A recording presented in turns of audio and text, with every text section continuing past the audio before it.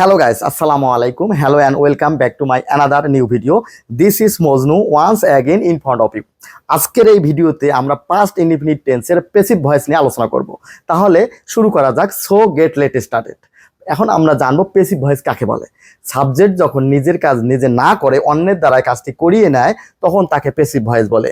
Passive ভয়েসে subject অলস থাকে, অর্থাৎ সাবজেক্ট কাজ করে না, নিষ্ক্রিয় থাকে। তাহলে আমরা এখন প্র্যাকটিক্যালি শিখব। শুরু করা যাক। পাস্ট ইনডিফিনিট টেন্সের প্যাসিভ ভয়েস করার সময় আমাদের কি দিতে হবে? সাবজেক্টের পর ওয়াজ ওয়ার, এরপরে ভার্বের পাস্ট পার্টিসিপল ফর্ম বসাতে হবে। দেখি এখানে ভাত রান্না করা হয়েছিল, এই যে অতীতে কোনো কাজ সম্পন্ন করা হয়েছিল এমনটি বোঝালে পাস্ট ইনডিফিনিট টেন্স হবে। তাহলে ভাত রান্না করা হয়েছিল, ভাত তো নিজে নিজে রান্না করতে পারে না, আর নিজের কাজ নিজে করতে পারে না। কে রান্না করেছিল সেই বাক্যের মধ্যেই অনুপস্থিত, অর্থাৎ যে কাজটি করবে সে বাক্যে অনুপস্থিত থাকবে, অথবা অবজেক্টের জায়গা থাকবে, যে কাজটা সম্পন্ন করবে সেই অবজেক্টে থাকতে পারে।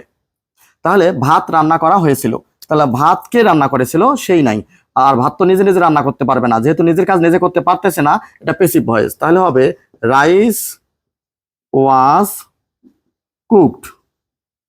একটি কেক তৈরি করা হয়েছিল। তাহলে কেকটি কে তৈরি করেছিল?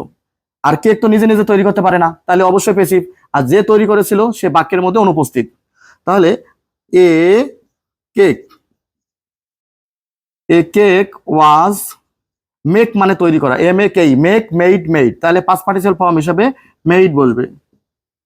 তাহলে হবে এ কেক ওয়াজ মেড, একটি কেক তৈরি করা হয়েছিল।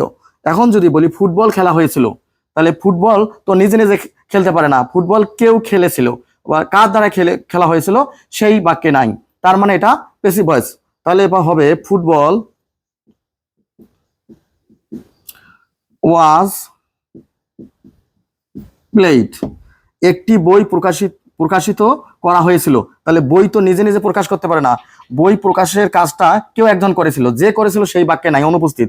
অর্থাৎ আর বই তো নিজের কাজ নিজে প্রকাশ করতে পারে না, তাহলে অবশ্যই এটা প্যাসিভ। তাহলে এ বুক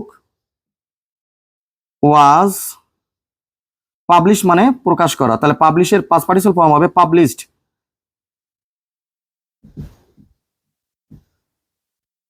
এভাবে আমরা অসংখ্য পাস্ট ইনডিফিনিট টেন্সের প্যাসিভ ভয়েস করতে পারবো।